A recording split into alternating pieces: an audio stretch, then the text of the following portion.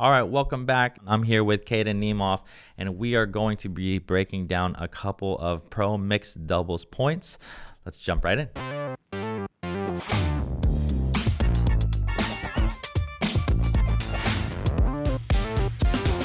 This tape is from the Arizona Pickleball League. I am actually playing with Michelle Key, and we're playing against the Tempe Tornadoes, also known as Kyle Kazuda and Dana Rogist. All right, here we go. We're going to watch the point in real time first and break it down. Ooh, good drop. Little net tipper there. Oh, yeah. Oh, I didn't even do anything in that point. That was all Michelle. Michelle, great shot there. Okay, now we're going to slow it down. We got Kaden and Michelle stacking. If you don't know what stacking is, we have videos on stacking, but in this case, in this scenario, you'll see this a lot in mixed. Kaden here on the right side of the screen here is to the right of Michelle. Michelle is going to be serving and sliding to her right so that Kaden could play the odd side of the court. So here we go. We got Michelle serving here, and you will see after Dana returns it, she's going to be coming in and coming up to the even side because Kyle wants to have his big forehand in the middle. Good drop here. So we see this a lot in mixed. Obviously, we see the men playing the left side of the court. Again, what do you think about that, Kaden? To me, it just puts a lot of pressure on your opponents. And again, it puts a strong shot in the middle. What are your thoughts on having the guys on the left? Yeah, so typically, I mean, as a guy, we like to have our forehand in the middle. What Kyle is doing here is actually completely normal. So I usually see people make this kind of maneuver, and people will proceed to call him a ball hog, or or I see, let the girl play. And it's not that we don't trust them or that we don't want them to play, but what we're trying to do is apply pressure, because the more they feel us, the more they make mistakes. Yeah, it just applies pressure, and you can take someone like not even mixed, right? You can take men's doubles, Ben and Colin Johns. You'll see Ben take a lot of the court to apply that pressure. Yeah. But after this return here, you're going to see Dana here is going to have to come all the way up to the kitchen line on the right side of the screen here. Correct. But Kyle, he doesn't slide all the way over. What he's doing in this time right now, he is making sure he has that middle covered as Dana is coming up. Right. And so as you notice, when he clogs middle, he's still in reach in case Michelle goes behind him.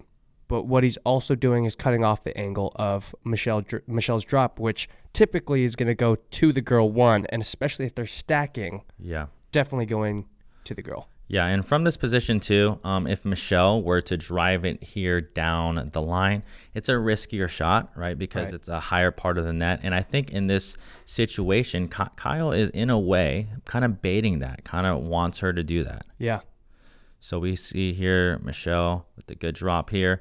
So, and again, as someone is dropping the ball cross court, even if you were in Kyle's position, Kaden, you're looking for something high to pick off. Yeah, absolutely. If I'm Kyle there, I'm hoping that Michelle maybe pops this drop up a little bit high where I can add pressure. Obviously, Michelle hits a pretty damn good drop here, but I think Kyle did everything right in this situation.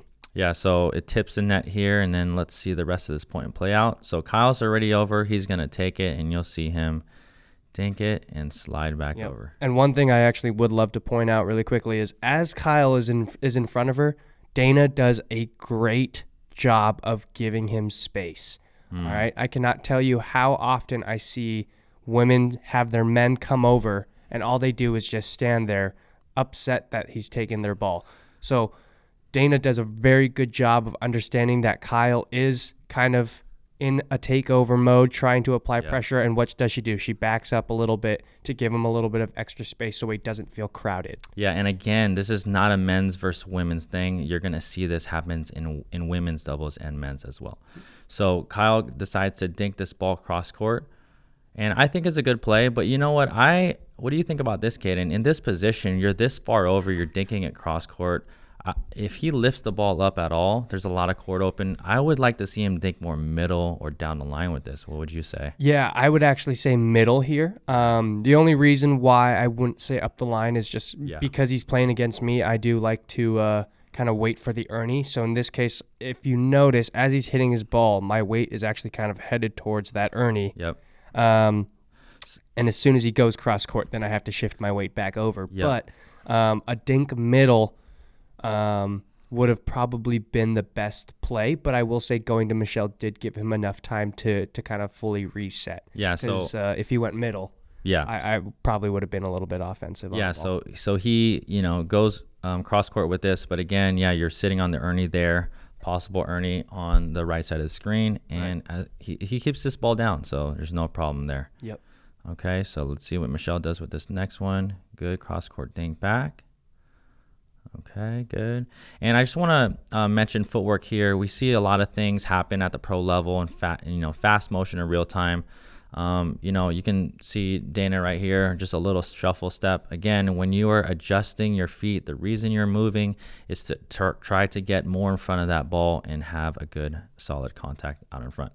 So that's good footwork by Dana. Dana dinks at cross court again, and here is the first attack here. Ooh, Michelle. Good. Okay, and then let's go back to the attack here. So Dana lifts it up a little bit, and this is actually a fairly low ball. Again, it is. I don't know if I would, say that this is a good ball to attack every time, but I do like the aggression. Michelle here is a little bit stretched out, but what I do want to mention is she hits a very, very good spot. She does. So again, when good players are defending attacks and when they see somebody trying to attack here, that forehand wing or the dominant side, like right there. Yep. Now Kyle hits it well out in front, but a lot of other players, if you catch them off guard, they can be late on this ball. And Michelle's just ready for the counter, which is really, really good. And Kyle, as a good player, is ready for that. And okay, a little cross-court attack. So we don't see a lot of cross-court attacks usually, but this could be a good play every once in a while. You can see here, usually this ball here that's hit by Michelle here would probably be more middle or straight on. Yep. But this ball just coming across, sometimes it's hard to gauge, and you could kind of see it jams Dana up. And on the two-handed backhand, I just want to say, with more two-handers coming in the game, we see Kyle Kazuda counter actually with his two-hander. So here we go here. And then, so there's a good two-handed counter here. But the one kind of weak point with a two-hander is the shots like directly towards the body. You can see Dana get kind of jammed up there. So if you do play against players with good two-handed backhands, one thing you can do is try to aim kind of right towards their torso. What would you say about that, Kaden? 100% agree. So the two cons I would say of having a two-hand backhand is the body shots and the fact that you just maybe lose a little bit more reach. Yep. But besides that, two-handers are changing the game of pickleball. So if you guys have a one-hander and want to develop a two-hander so you guys have both options, I think that is a wonderful idea. Yeah. So really, really good counters here from both of them, and then Dana just gets a little bit jammed there.